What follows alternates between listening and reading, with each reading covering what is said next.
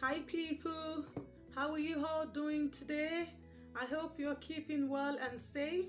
If you haven't subscribed to my YouTube channel, please click on the notification button so that you can receive updates on Early Years Matters.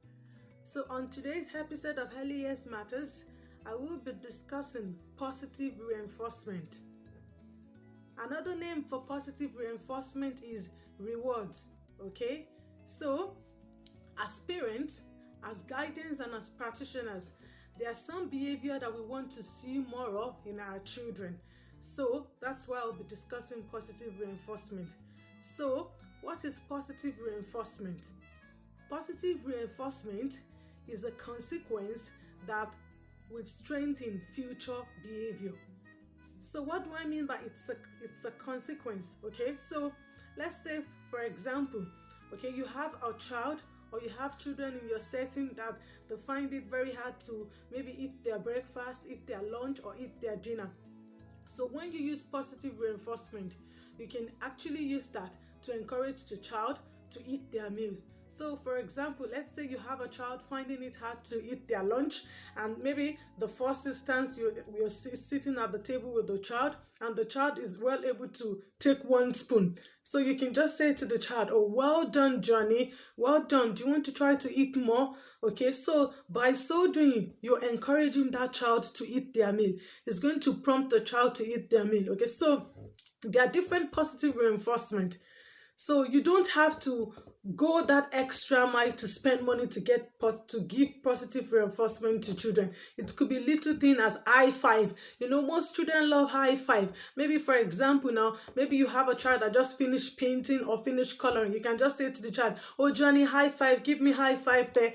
So you are encouraging that child. You can say to the child, oh Johnny, that's a lovely coloring there now. High five for that. Or thumbs up.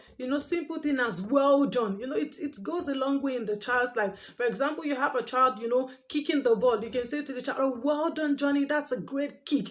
Well done for kicking that ball so hard.